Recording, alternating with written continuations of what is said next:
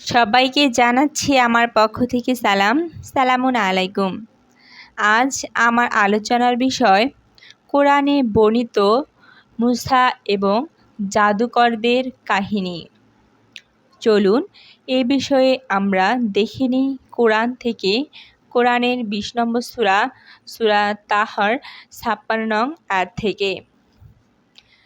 আমি তাকে অর্থাৎ ফেরাউনকে আমার যাবতীয় নিদর্শন দেখিয়েছিলাম, কিন্তু সে মিথ্যে মনে করে প্রত্যাখ্যান করেছে ও অমান্য করেছে।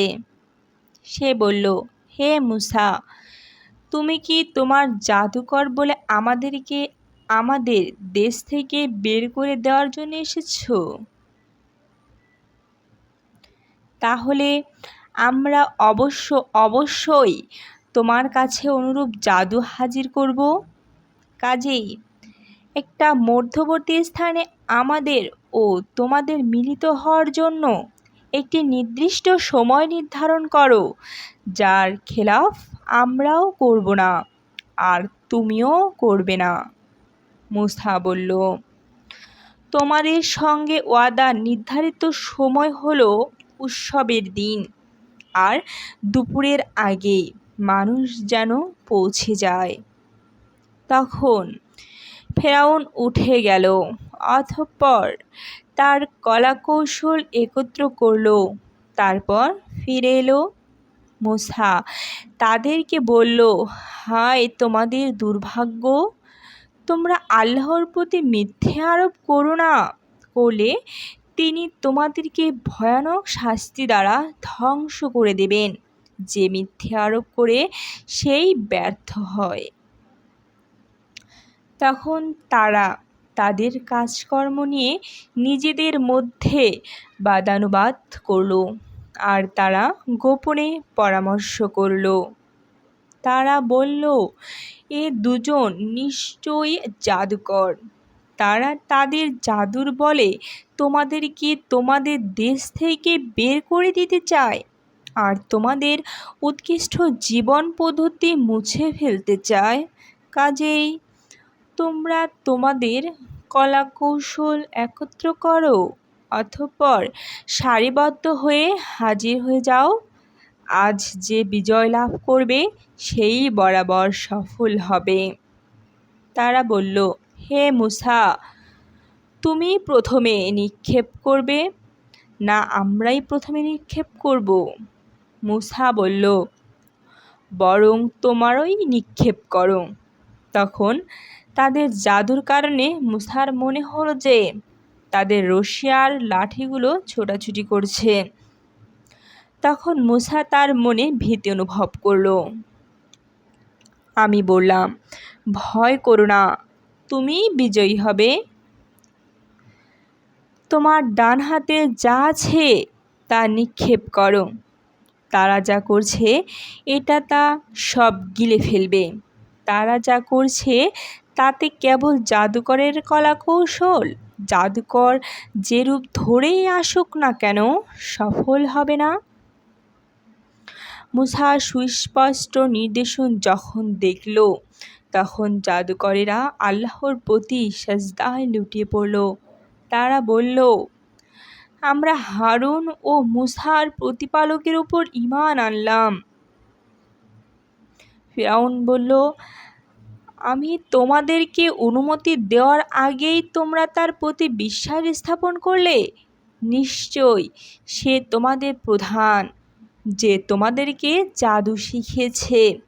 কাজে আমি অবশ্যই তোমাদের হাত আর পা বিপরীত দিক থেকে কেটে ফেলব, আর খেজুর গাছের শাখায় তোমাদেরকে অবশ্যই শুলে চড়ার। আর তখন তোমরা অবশ্যই জানতে পারবে আমাদের মধ্যে কার আযাব বেশি শক্ত আর বেশি স্থায়ী। তারা বলল, আমাদের নিকট যে স্পষ্ট নিদর্শন এসেছে এবং যিনি আমাদেরকে সৃষ্টি করেছেন তার উপর আমরা তোমাকে কখনো প্রাধান্য দেব না। কাজেই তুমি যা করতে চাও তাই করো, কেননা তুমি কেবল এই পার্থিব জীবনেই কর্তৃত্ব খাটাতে পারো। আমরা আমাদের প্রতিপালকের উপর ঈমান এনেছি যাতে তিনি আমাদের অপরাধ ক্ষমা করেন, আর যে জাদু করতে তুমি আমাদেরকে বাধ্য করেছ তাও ক্ষমা করেন। আল্লাহই সর্বশ্রেষ্ঠ ও স্থায়ী। যে কেউ তার প্রতিপালকের নিকট অপরাধী অবস্থায় হাজির হবে তার জন্য আছে জাহান্নাম, সেখানে সে না মরবে আর না বাঁচবে। যে কেউ সৎ আমল করে মুমিন অবস্থায় তার নিকট হাজির হবে তাদের জন্য আছে সুউচ্চ মর্যাদা, স্থায়ী জান্নাত, আর পদাদেশে বয়ে চলছে নিঝরিণী, সেখানে তারা চিরকাল থাকবে। যারা নিজেদেরকে পবিত্র করে তাদের এটাই পুরস্কার।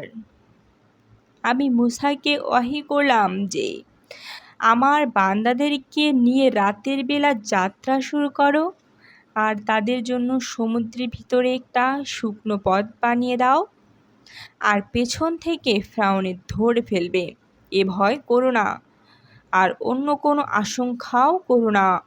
অতঃপর ফিরআউন তার সৈন্য সামন্ত নিয়ে তাদের পিছু নিল। অতঃপর সমুদ্রে তাদের ওপর চড়াও হলো আর তাদেরকে ডুবিয়ে দিল। ফিরআউন তার জাতিকে বিপথগামী করেছিল এবং তাদেরকে সঠিক পথ দেখায়নি। হে বানী ইসরাইল, আমি তোমাদেরকে তোমাদের শত্রুর কবল থেকে উদ্ধার করেছিলাম, আর আমি তোমাদেরকে তুর পাহাড়ের ডান পাশে প্রতিশ্রুতি দিয়েছিলাম তাওরাত দানের জন্য, আর তোমাদের কাছে পাঠিয়েছিলাম মান্না ও সালওয়া।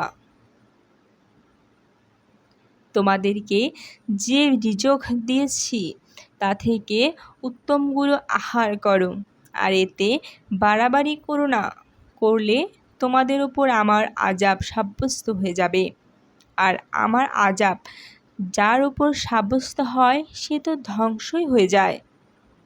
আর যে তাওবা করে, ঈমান আনে ও সৎ কাজ করে আর সৎ পথে অটল থাকে, আমি তার জন্য অবশ্যই অতি ক্ষমাশীল।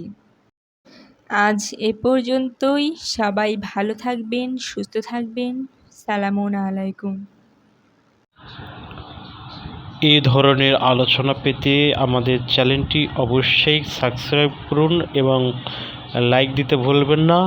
আর আপনাদের মন মতো আলোচনা পেতে আমাদেরকে কমেন্ট করুন এবং বেশি বেশি করে আলোচনাগুলো শুনতে থাকুন। ধন্যবাদ।